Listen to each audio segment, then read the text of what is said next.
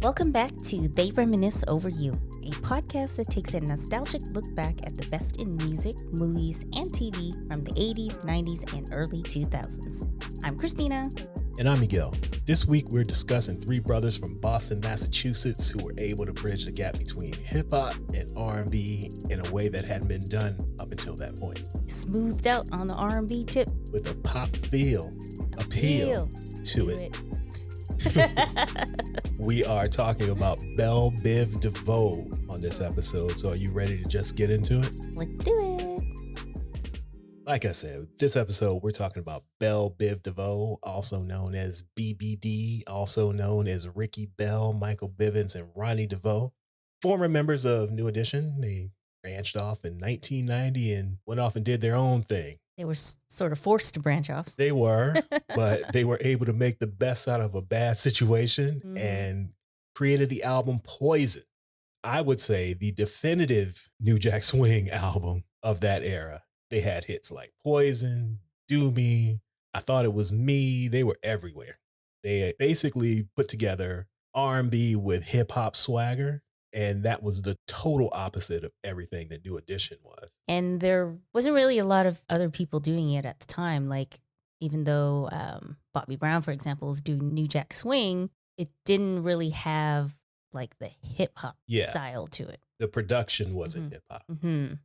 So then, as the lifelong New Edition fan between the two of us, that would be me. How would you define their roles in New Edition? I think everybody would agree that they were just kind of like the backup guys in New Edition. Occasionally, Ricky would get a lead and Mike and Ronnie would get their little 8 bars each to just throw in the middle of these songs. But they weren't the stars of the group. Yeah. It was always Ralph. Yes. Everybody wanted Ralph. Everybody wanted Ralph. So they were like I said, they were the guys that filled in the gaps. What I do like, though, even though they were like the backup guys, you still knew everybody's names. Yeah. Like there was always a lot of Ronnie, Bobby, Ricky, Mike. Right. They made it a point to include everybody. Yes. They just didn't get as much like solo time or lead time. Yeah. They weren't leads. Yeah. So what were your thoughts on the Poison album once you heard it? I mean, they just came out the gate with a powerhouse single. You know, here are these, the backup guys basically coming out with a powerhouse single that didn't ride the coattails of New Edition. Yeah. Like something that just sounded completely different. But for me at the time, it was just a bop with no prior expectations because I was like, I don't know who these guys are, right? Right. So, it was just like catchy. The drums at the beginning. There's that podcast you showed me, the one song, and Tank was the guest on it, and he said that those drums is a call to action. Yes, it is. It is, because it's one of those, there's a handful of songs where you just hear like 2 seconds and you just drop whatever you're doing and run to the dance floor. And this is one of them. Yeah. And then you get this call to action at the beginning and it just keeps going. And then it ends with Ricky Bell just crooning at the end to kind of like, we're done now. Yeah. We're closing it out. It's like curtains are coming down. Right. Now that you're good and sweaty, you can, let that heart rate go back down a little bit. Yeah, I tried to remember when I heard it for the first time. Right. So it would have to have been either on K-Day and hearing it there or seeing the video. I don't remember which one it was. But either way, I was all in. Because I was in 9th grade, getting ready to graduate junior high. And this is still a time when we were dancing real hard, like 14, 15-year-olds. This is what we did, was dance. Right. And I just remember like a lunchtime school dance, wearing a rayon shirt and matching pants with patent leather shoes on and trying to copy the dance steps. But yeah, it just ticked all the boxes of what I was into at the time. It was aggressive sounding production and you had your little raps in it, but they were still singing too. Yeah. It kind of reminded me of the Heartbreak era New Edition, but a little harder and a little more aggressive. I don't remember if I heard the song first or heard it with the video, but the video was so important to the song as well, because then you could see the style. Like you get a visual of what this song is supposed to look like. Right. And like you get a visual of what the song feels like. So that was just like, really, like whenever I think of the song, I have to think of the video too. And in the video, they weren't doing the style of dance that they were doing with New Edition Right. either. Like this Not was the two steps and right. Like we're the Yeah. Temptations and we're Yeah. all gonna be on point and yeah. everybody's wearing the same clothes. No, Mhm. this was like club dancing. Hmm. And they had their 4 backup dancers with them. So Mhm. it was very like street. There was something funny that Tank said too about it. I think I wrote down his quote. He said they went from "Can you stand the rain" to "Can you sell drugs in the rain?" Oh man. Yeah, that makes sense. Because he was like, they're dancing in the stairwells, they're dancing in like this back alley, they're dancing in a club, they're like everywhere, but everything's like dark Yeah. and gritty at the same time. And the clothes were of what people were wearing at the time, Right. unlike a 3-piece suit with glitter down the side. Mhm. Like, that wasn't realistic. Yeah, you had the combination of the girl dancers basically wearing the hip hop style clothing, and then you have the other girls in the video who, I mean, they look like prostitutes. I'm not gonna go that Lady in far. fancy clothes. I think the problem is because they had them standing in the alleyways and just Yeah. loitering in front of doors and stairs and stuff, where it's like, I don't know what woman is out on the street at night like this by herself. Right. But they had they were sexy. Yes. And more I guess like quote unquote street or like everyday urban rather than very upscale club. Right. So since you heard Bell Biv DeVoe first before Mhm. hearing New Edition, Mhm. how did listening to Bobby Brown and BBD kind of frame your thoughts on New Edition when you worked your way back listening to their catalog? Well, I had heard pretty much all of them, not just BBD and Bobby Brown. I remember hearing like Ralph and Johnny around all the same time before I realized they were used to be one group. Yeah. Because, Sensitivity came out not too long after that. And like Johnny had his My, and all that. Like the way I remember it is I knew them all separately first. Yeah. I remember hearing If It Isn't Love. And I can't remember how I figured out that it was them. But I remember there was a point where I was like, wait a minute, this is these guys. And they used to be a group? Was it the Word to the Mother remix video with all of them in I it? don't know. You know what? It might have been that. It might have been even just learning, because Boys to Men came out 92. Yeah. Right? So it might have even been learning Boys to Men's origin story, how they like approached Michael Bivins and their name Boys to Men because of the New Edition Boys to Men song. Right. So it could have been that as well. I'm not really sure how I realized it, but I remember like my mind being blown when I realized that like all these separate artists and groups that I like used to be like a super group basically. Right. But I think because my intro to New Edition was like If It Isn't Love, I wasn't that surprised at the music part of it. It was just more of like, oh, these guys used to all be together. Yeah.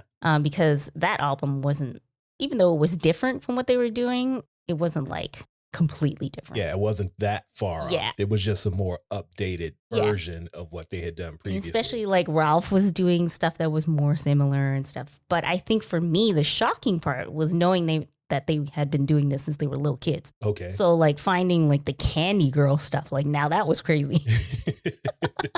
Yeah, I could see looking at Do Me and then going back and looking at Candy Girl Right. and being like, whoa, wait a Ronnie, minute. Bobby, Ricky, Mike. And I'm like, wait a minute. They've been doing this Ronnie, Bobby, Ricky, Mike thing since like Since the the early beginning. 80s. Since the beginning, they always gonna let you know who's on the Yeah. record and So- who's in the group. Yeah, that part was like, what? That's funny. All right. I think that's a good time for us to take a break, and then we'll come back and get into the Poison album. Okay.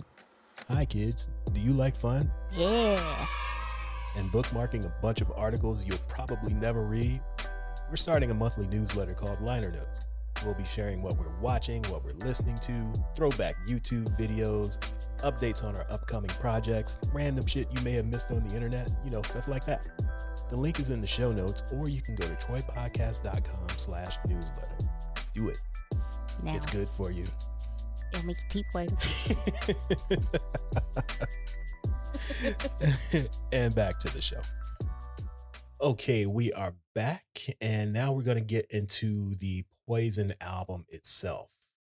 It's crazy to think about that album coming out 35 years ago. I know. It's the 35th anniversary this week, and that's what made us decide to talk about Bell Biv DeVoe. 35 years. That's crazy. I was in junior high school. I first heard this. 35 years ago, this was released, and we just went to go see them last year. Yes. For the first time. Well, technically second time for me, but you went to see New Edition. Yes. And got Bell Biv DeVoe Basically. instead. Bell Biv DeVoe plus Johnny. Yeah. Oh, anyway. Yeah. What were your favorite songs on the album? Well, I instinctively don't want to say Poison because it just seems too obvious. Right. But at the same time, I think it just has to be Poison. Yeah. Because that's the definitive song of their career. Right. And you know how, like you had said this, I believe, last episode when we were talking about Neil's Soul, how even though Neil's Soul kind of borrowed off of like the previous generation's R&B, like that felt like it was for us, though. Yeah. And I think Poison in this album, in this new sound that BBD made, was like, yes, this is ours. Right. And I think for me, because I was, younger than you at the time when it came out, I was, I don't know, I can't do the math, but like preteen, 12. I think I was 12 going on 13. Right. For me, this was also definitive of what my personal style was going to be. Okay. This wasn't like dictated from what I was just hearing on the top 40 radio or whatever my sisters were listening to. I'm like, this is my choice. Right. This is what I like, no matter what other people around me like or what's popular. So for me, it was like, the song is definitive of their career, but it's also quite definitive of my own taste. Okay. What would become that? So Poison, I guess, has to be the favorite song. Okay. That was the intro. And then I think it depends. It's hard for me to pick the second song because it depends on my mood. Because When Will I See You Smile Again is a great ballad. It is. But then also Do Me was another powerhouse bop. It wasn't quite as big as Poison, but it's up there. It is. So I would say those two are probably in the running for number 2, just depending on mood. Yeah, for me, I'm going to go with the same ones. Poison, obviously. I'm not going to say When Will I See You Smile Again, only because you couldn't dance to it. Right. Like this is, I'm going to slow dance with a girl and we weren't allowed to do that at our school in junior high school. So that wasn't getting done. But all the up-tempo dancey stuff, that's what I was into. So I thought it was me, Poison, Do Me, Dope. And Do Me, it was a little bit slower, but they had those really weird dance moves that they were doing in the video. So we could still mimic that as well. Yeah. So those are all my favorites, the ones that you could dance to. Nah, I think, again, like I said, this was pretty definitive of what would become what I was going to like in my style and stuff. So it was like, oh, I got like, what do I like in terms of tempo stuff? Like, oh, here comes the yearning ballads. Which was like a throwback to the New Edition stuff. Because even in the video, they went back to the suits and the sequins and the choreographed steps where we're all doing the same moves. Whereas in the Poison video, there's a whole lot of hip thrusting and Michael Bivins on the ground humping it. Exactly. But for me, again, I had no expectations of what are they going to do post New Edition. It was just like, oh, I got different styles to choose from, different moods. And what's funny is just thinking back on it, because the times were so different. It's not like we knew this was going to be a thing. Yeah. Poison just showed up one day. It's not like there was this huge campaign. It was like, remember the other guys from New Edition? Right. They're about to do something huge. Yeah. It wasn't like that. It just showed up one day and smacked us all in the face and was like, this is what we're doing now. Get on board. So then what do you think made their music as BBD stand out versus what they did previously with New Edition? I mean, I guess you kind of like we've already said, it was a lot more aggressive. It was more hip hop based. It was a lot more danceable. Yeah. Even though they were dancing in New Edition, it's different kind of dancing. 1, 2, 3, 4 point 1, 2. This kind of dancing is a lot more loose. Yeah, this is like freestyle dancing or what you're going to be doing at a party or a club. And it had more personality because I think what I really liked about the dancing of that era, which I've, always talked about me wanting to be a fly girl and stuff, because even though everybody was doing the same left and rights and ups and downs, but everybody added their own style to it. So I think there was something very, I don't know, down to earth about it. Okay. That I think that's what I liked. It just felt so like natural. Yeah. That like, this is just what we do. Like, let your body move to the beat and whatever happens, happens. We'll give you like, some guidance, but then you just do whatever feels right to you. Yeah. And at this point, we hadn't had like the Chronic come out and we hadn't got too cool and too gangster to dance. Like it was still a thing where everybody was dancing. Like the hardest rappers were dancing. Yeah. Big Daddy Kane, Heavy D, pretty much any rappers you could think of outside of Public Enemy and NWA. They were still dancing. Yeah, they were still dancing. And that's what I liked about that era. Yeah.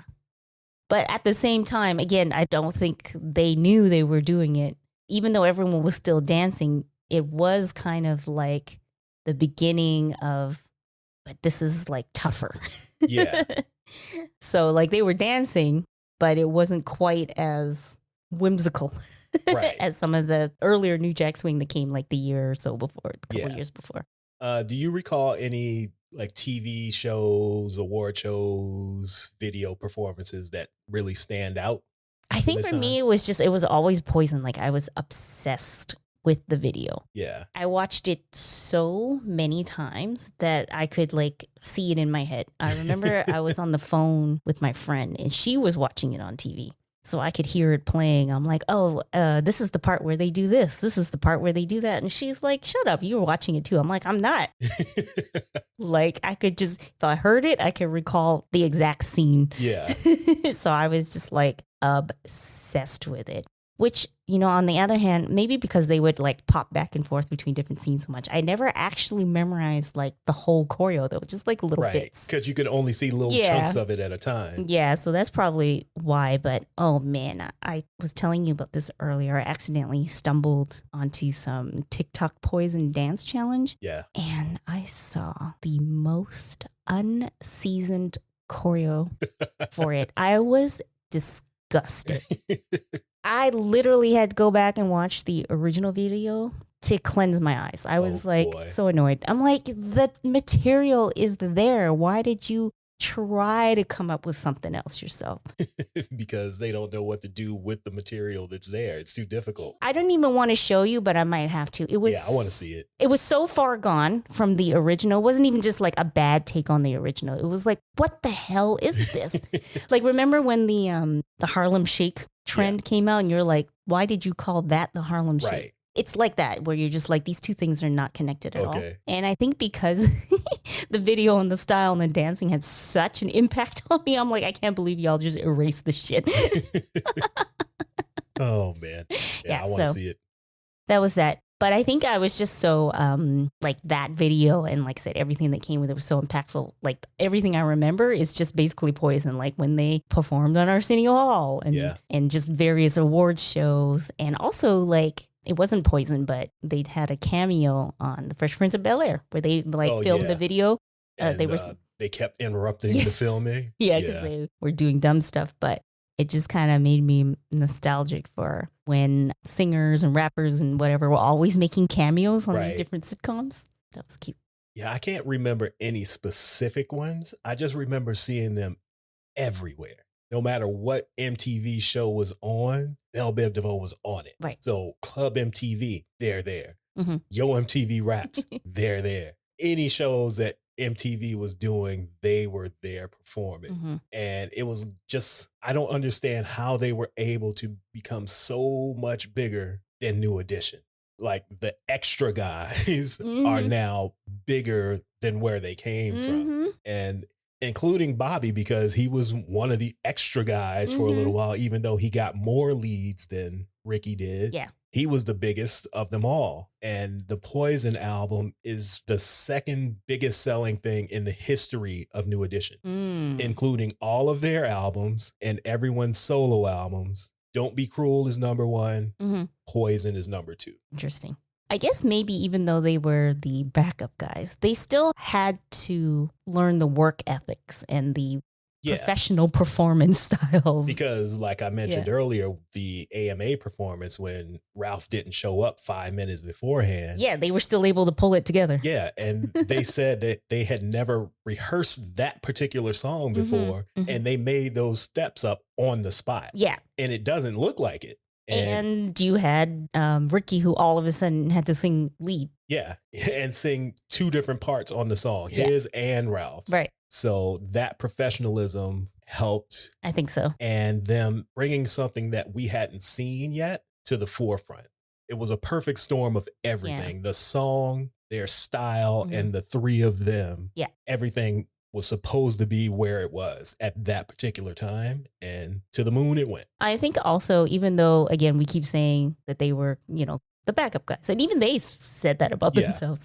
It's not like they were talentless, though. Right? Like, it wasn't just like, oh, we're just kind of have them here for aesthetics. Yeah, which we have seen in a lot of groups. Yeah, where they're literally one singer and everybody else is just waving their hands in the background, like they're not even singing background vocals. Yeah, so I guess that helped. That like, hey, you know what? Ricky can actually sing. Yeah, and Ronnie and Michael. I mean, I wouldn't call them like lyricists. They rap well enough. They do what performance they need to do. rap. Yeah, exactly. And they give you, it's catchy enough to like sing along to. Right. Like and you party to. So you're never going to want a Ronnie DeVoe solo album. Right. But he can get these raps off in the context of New Edition and BBD. Yeah. Like it worked. Everything just kind of worked. Yeah. And I think also the production helped where they understood, I don't want to call it limitations. They understood their strengths. Let's put it that way. That they produced it in a way where you didn't push them outside of what they could do. Right. But then you highlighted what they could do. Yeah. Because I didn't quite finish the article, but the one you sent me where they talked to the production team, the Bomb Squad. Yeah. And one of them was just explaining about how when they were crafting the melodies of how they set it up. And it'll make more sense if you read the article, and we can link to it. Yeah. But just like knowing what their strengths were and how to craft the song around that, I think obviously really helped that they had good production on top of it too. And the fact that they're being produced by the Bomb Squad to do an R&B album makes no sense. For those of you who don't know, the Bomb Squad are the production team behind Public Enemy.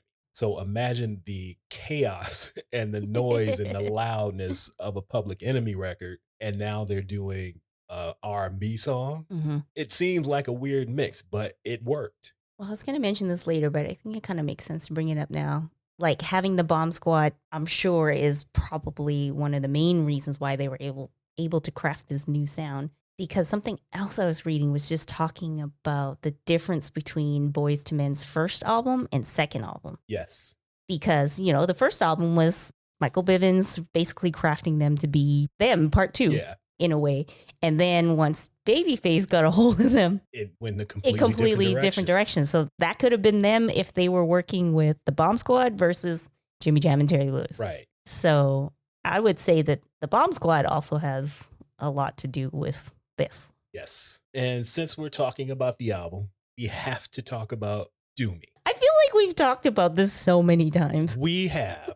And we have to talk about it again because it's just so egregious. We have to talk about it. You know what? You're right. We've talked about it enough. What I will say though, I feel like we've talked about it a lot. But what I don't think we've talked about actually is how harsh the she's a loser part is in Poison. I think because we're so focused on the backstage underage adolescence that we forget she's a loser. I know she's a loser. She's a winner to you. But I know she's a loser. Me and the crew used to do her. Yeah, I had never thought about that until watching the One Song podcast with Tank. Yeah. And he pointed that out and was like, you know what? That's harsh. That's a bit much. Yeah, I did always, like, I remember even back then, I think because again, I was young. Like, I knew what they were saying, but I didn't really understand it. Like, 12, 13-year-old hearing about me and the crew used to do her. It's like, you don't, your little brain doesn't quite, you don't know how to process that. But it did always stand out to me. And how he was like, she's a loser. Like, it was. See, I was more focused on the me and the crew used to do her part. Yeah, and completely missing her getting called a loser. And I think it was like one of those things where it's like, I heard it, but like I pretended I didn't hear it. Yeah. Like, they didn't say what I thought. They said something else. And you just kind of like, oh, it's just catchy. Me and the crew used to do it. Like, you're just thinking of it as a rhyme rather than listening to what they're saying. But then I can't remember at what point I was like, this is pretty mean, actually. Yeah, it didn't hit me till like 6 months ago when I watched that episode. Yeah. Like, damn, they did call her a loser. Yep. She's a winner to you. To you. But I know she's a loser. But yeah, Tank was like, I don't think she's a loser. She's a young lady who knows what she wants. Right.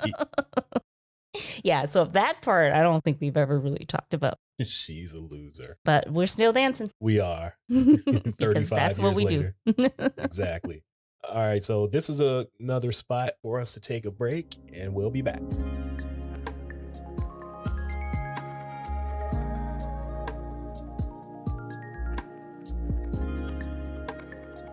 Okay, we are back, and now I want to ask you about their fusion of hip hop and R&B and how it influenced both genres and the way people made music.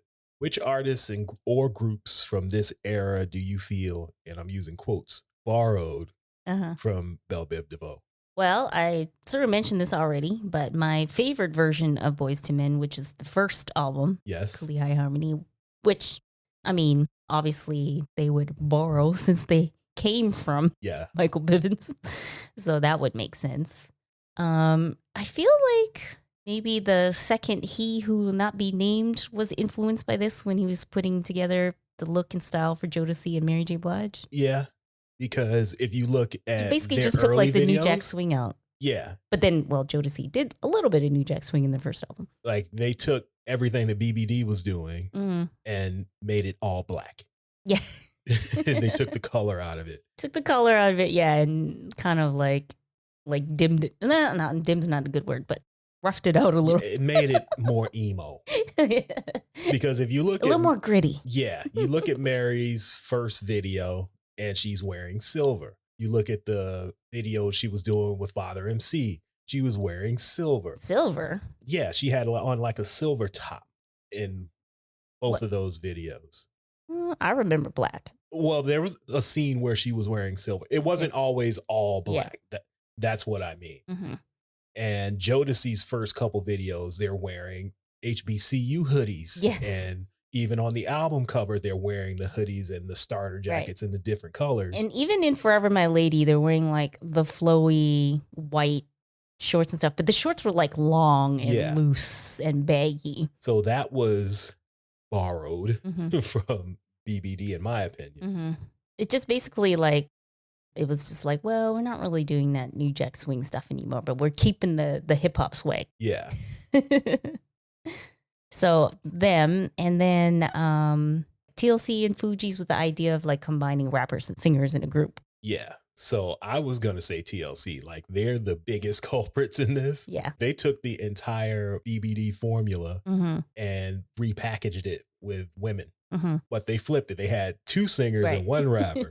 Yeah. But it's the same concept. But even though they had two singers, I feel like T-Boz was kind of like the bridge between the singing and the rapping. Yeah. So they were the biggest, I think. Like, I don't want to call them copycats, but influence. The biggest ones who were influenced by BBD. And BBD had some Dallas Austin production, which he then transferred over to TLC. Yeah. So that makes sense as well. Yeah, I don't think that it's quite as obvious. Like when you see other, male or female R&B groups, you can kind of trace them back to like specific groups like Jodeci and Boyz II Men and TLC. Like everything that came after that kind of all sounded like them in a certain way. So I don't think with BBD it's not as obvious, but I think they like planted the seed. Yeah. And what grew out of it was slightly different, but that's where it started. Yeah. Because I think with BBD's first album, it was the time it came out was unique because it was just before the music changed. Right. So if maybe the music had changed a couple of years after that, we would have had more people who sounded a little more closely to BBD. Right. But because they came out and then the Chronic came out and then that kind of like shifted everything to be a little more gritty. Yeah, like we ain't dancing no more. Yeah. Everybody get a 6'4" Impala and throw on a Dickie suit because like, that's what we on now. Yeah, and like how even like a lot of the R&B soul music that came out of that had to thump still. Yeah. Because it's like, you know, we're still going to do the R&B and the soul, but it has to play well for the gangsters in the cars. Right. Exactly. So how do you feel about their other albums? Well, Hootie Mac was the one that came after, like 2 years after, something like that. Yes. 3 years. Came out in 93. Aside from Something in Your Eyes, Something in Your Eyes, Her Eyes? I can't remember whose eyes. In Your Eyes. Your Eyes. The rest of the album, Above the Rim was okay, but the rest of the album was kind of like meh for me. Yeah. Like even now, I always forget that Something in Your Eyes was on this album and not Me on too. the first album. Because when I was listening to Poison the other day, I'm like, where is Something in Your Eyes? Like, I know it was at the end of an album, but I thought it was on Poison. Same. I forget that all the time. Yeah, because it doesn't fit on Hootie Mac. And we were talking about it yesterday, and I didn't realize that The Chronic had come out before Hootie Mac. I thought it had come out after, like right after, until you brought it up. And then I started listening to it, like, yeah, they were trying to do The Chronic, but a hip hop or the R&B version of it. And they were talking about how they were literally just smoking weed all the time. Right. The album is called Hootie Mac. Yeah. I think also like this album, you can kind of hear the difference when you're creating a new style versus when you're trying to copy. Yeah. Yeah. Because, and also like what I was saying before, it's kind of like you have to know your strengths. So it's one thing to be like a hip hop kid and you're into rap music and hip hop culture. It's another thing to be like gangster rap. Yeah. Like that's not you. You can't just be like, oh, I like rap and hip hop music, so I can automatically make gangster rap music. It's like, no. That's a different. This is a different style. Like you can't just become a gangster rapper now. It's a different transition from you going from Candy Girl to Can You Stand the Rain and If It Isn't Love to Poison to I'm smoking weed. Yeah, and I'm out here in the hood all the time. Like we know y'all. Inhale, exhale with my flow. Like we've literally watched you grow up from 12 years old to whatever you are like, now. You can smoke weed and you can have, listen to rap, but that doesn't make you a gangster. Yeah, exactly. That's not you. Yeah. And we could see it. Yeah. Like there were a couple songs that were okay just because of the production. Yeah. But it's like, y'all doing too much now. Like listening to the album, it wasn't like, ew, this is awful. But it was just not standout. And the only reason why Something in Your Eyes was because it sounded like it should have been on the first album. Right. Exactly. Because I'm listening to it and I wrote some notes here and I put the album would have been better if it had taken off 2 of the other type of songs and put 2 more Something in Your Eyes on the album. Yeah. So at least you can get like a handful of songs. Yeah. Like the whole album doesn't have to be good, but you can give me like 4 tracks. Yeah. Good. Like, even Above the Rim is not the best song, but like that was catchy. Right. It makes sense. It was what they were doing. Yeah. But Nickel, no, that's not you. Yeah. Something I will say, just watching all of their videos over the past couple days, the videos for this album, you can tell that they had gone to superstardom because the difference between them performing with New Edition to the first album, those sets of videos, you could see the confidence growing in them. But from the Poison album to this one, go back and watch those videos. Okay. Michael Bivins was wilding in all of them. This man was on fire. I have never seen Michael Bivins dancing as much as he was once he knows, oh, I got the spotlight on me now. I'm getting it in. I'm in the front. I'm not in the back. Yes. the gangster video, it's just Ricky and Ronnie for the first 2/3 of the video. Mm-hmm. And then Michael comes in, he does his rap. Mm-hmm. And from that point forward, it's the Michael Bivins show. Like every time they cut to a dance scene, he's right in the front. Okay. I'll have to go back and look at it. Yeah, I was laughing my ass off. That one and another one. I can't remember what the other one was, but he was just giving it. Like, who is this guy? Mm-hmm. So that made me laugh. That's funny. The BBD album, I've never heard. I don't even remember it, to be honest. I don't know any of the songs. I'm not even sure if I knew it existed when it came out. I knew it did, but never heard I don't it. remember. I do not remember this at all. So I haven't listened to that one. So I'm planning on listening to it. Mm-hmm. I didn't listen to that one, but I did listen to Three Stripes when it first came out. Yes, because it came out right after the biopic came out, which was like, I'm sure they did this on purpose, but it was great timing because the biopic was actually really good and we were all riding high off of it. So I was like, what? They got new music? Yeah, so I remember listening to that one and it was solid. It wasn't a bad album. It wasn't as great as Poison. Yeah. But it was definitely better than Hootie Mac. Oh, yes. And I can't say what the BBD album was because I haven't heard it yet. Like if this album came out after Poison, I think it would have been a good sophomore effort. And this was 30 plus years after their first album with New Edition. Mm-hmm. So they 2017. So they were able to put together a solid album. Yeah. Yeah, that I just liked it a lot better than Hootie Mac. I think because like they went back to like the BBD formula. Yeah. It's like not too hard, not too soft, just like Boyz II Men used to be. And now they're just soft. But this is not a Boyz II Men episode. It is not. But anyways, yeah, it sounded like, okay, this is the lane that BBD works in. Right. Yeah, I really liked I'm Better. And I think that was the first single.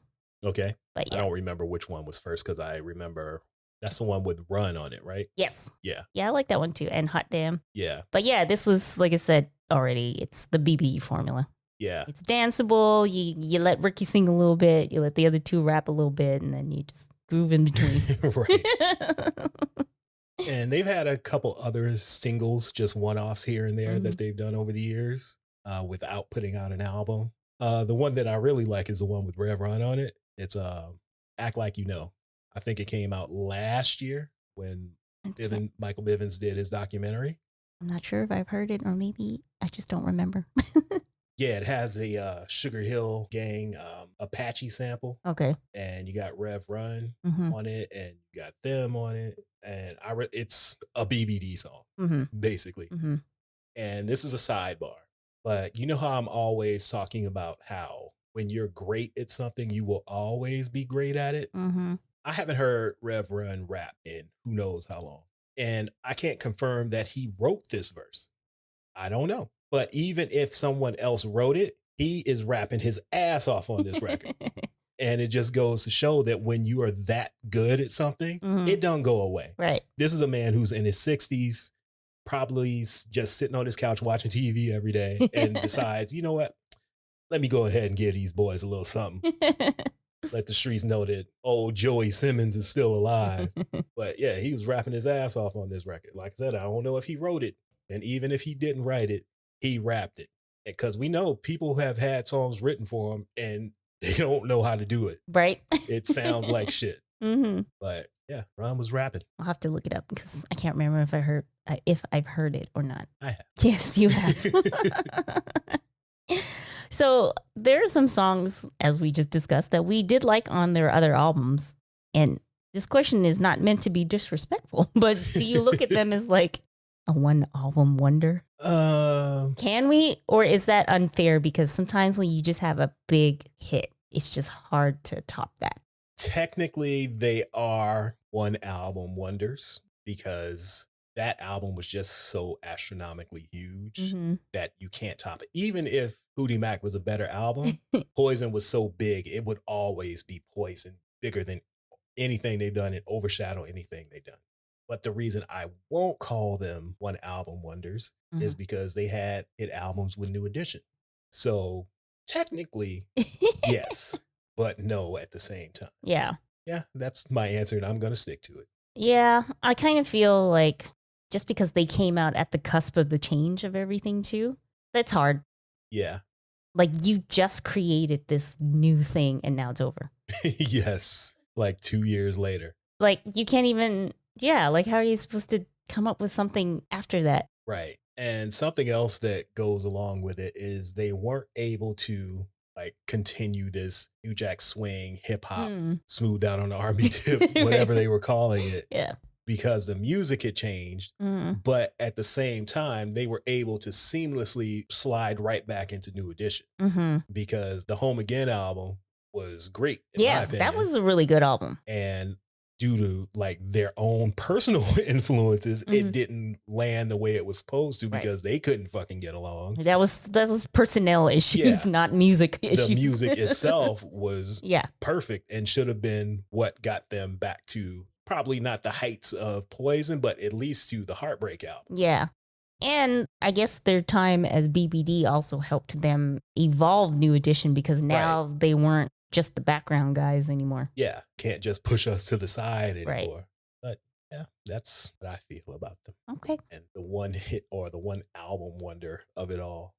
I'm going to say technically yes, but no. Okay. So why do you think the Poison song itself has lasted in pop culture for as long as it has? Honestly, I have no idea. I mean, we could break down what an amazing song it is musically because it is. And you could hear all that in the One Song podcast, which will explain it way better than I ever can because they're actually musicians. Right. So I would definitely recommend watching that or listening to it because they really break down the song in terms of the musical genius that it is. Right. But to me, I'm like, I don't know, because there are many great songs that don't last and many terrible songs that do last. So I don't really know why this is the one.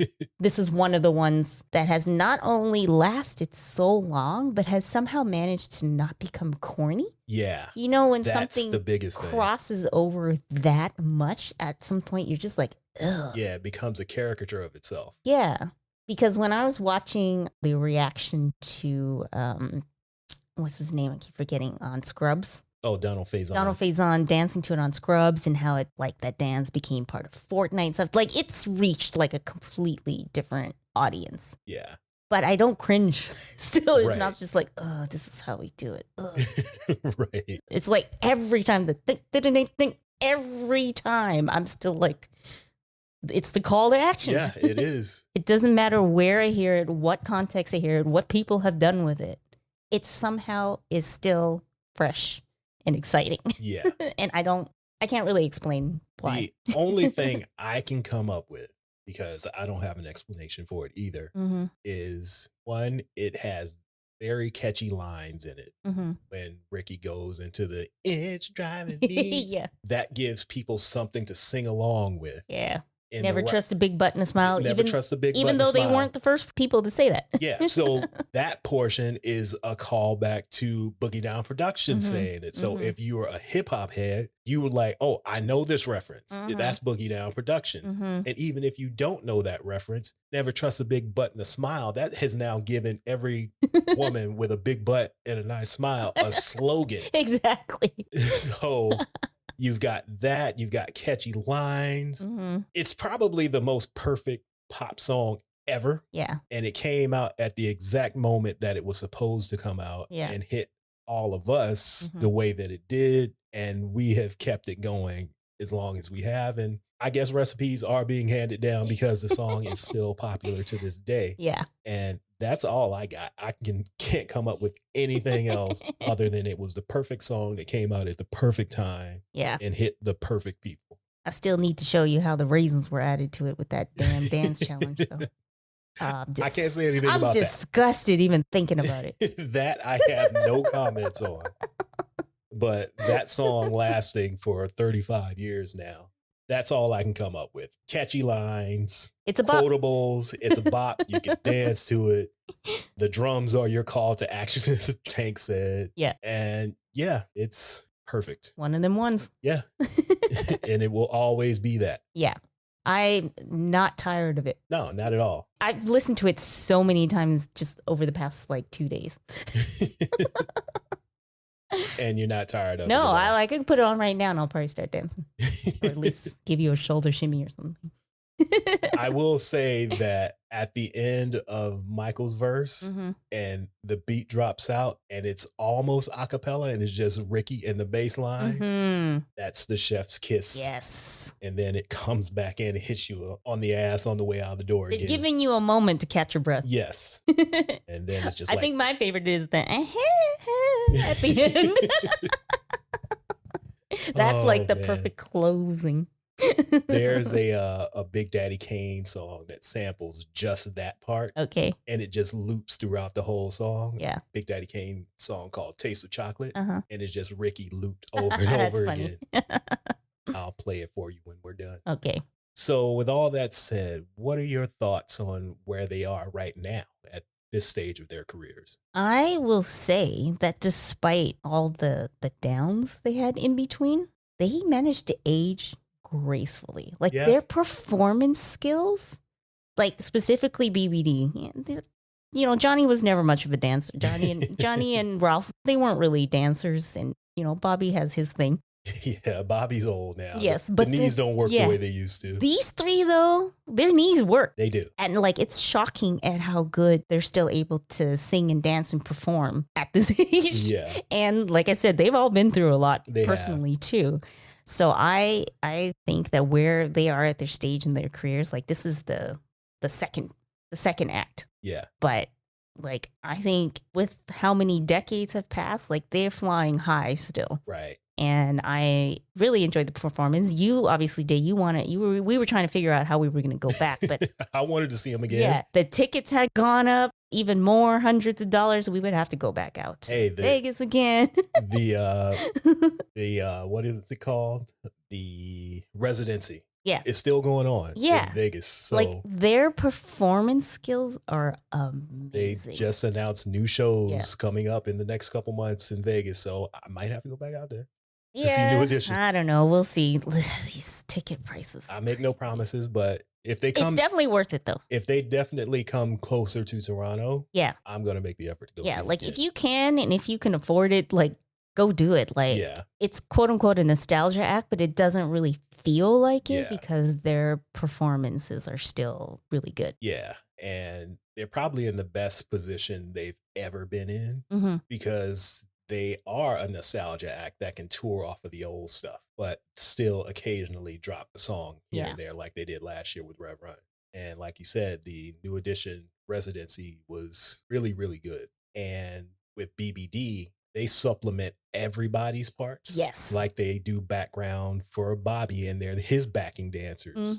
They did it with Johnny. They didn't do it with Ralph because he didn't perform like his up-tempo stuff. Yeah, he just did like the let's bring out the roses. Yeah, they dropped the sheer curtain down when Ralph came They didn't out. need them to be back there. So they didn't need them to do that, but they were backing Johnny and Bobby up, and then they come out and do their own sets with no breaks in between. Sometimes they didn't get, because I can't remember which one of them said it, but he said something about I've been performing for 5 songs in a row. I think it was Ronnie. Okay.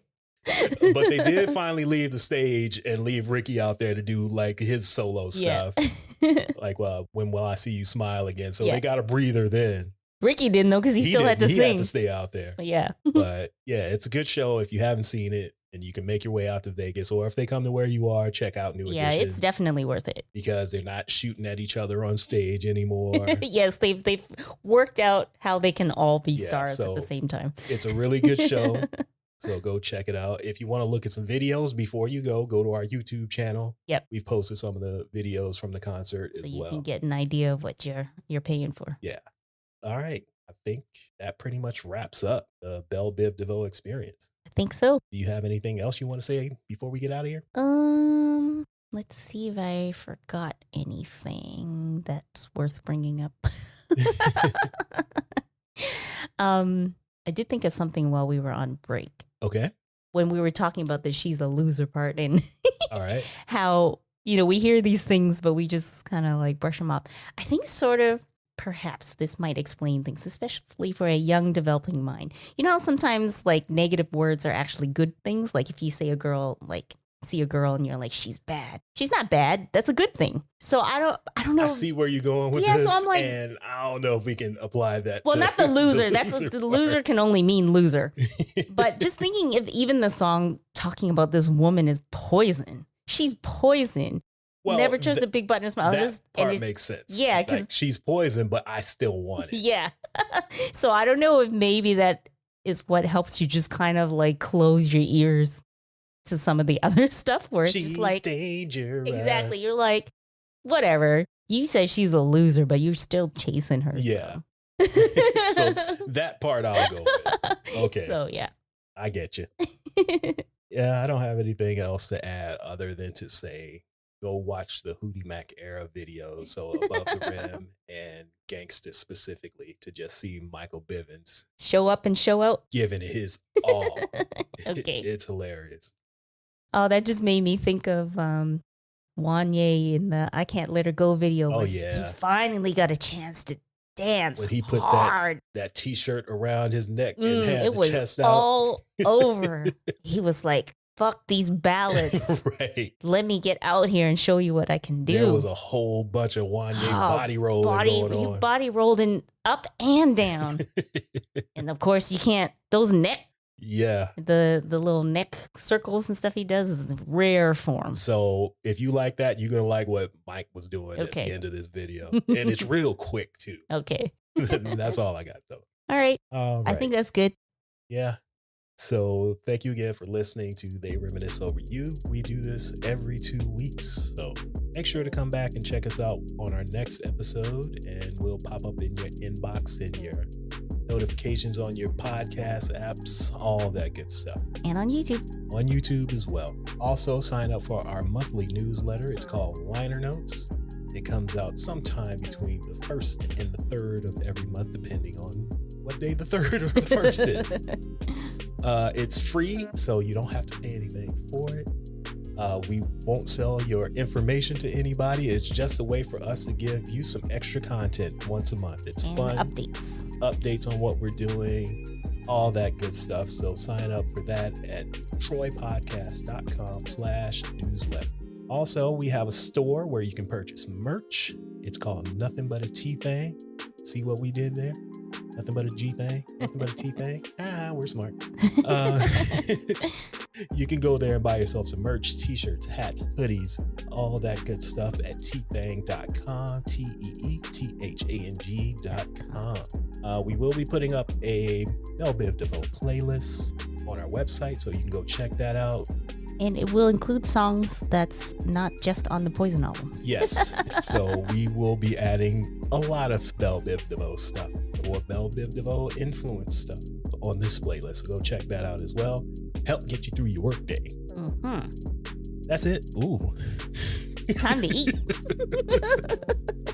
That's all I got. So we're going to wrap this up because someone's stomach is growling. And it happens. We'll be getting in your ear holes in 2 weeks. Bye. Bye.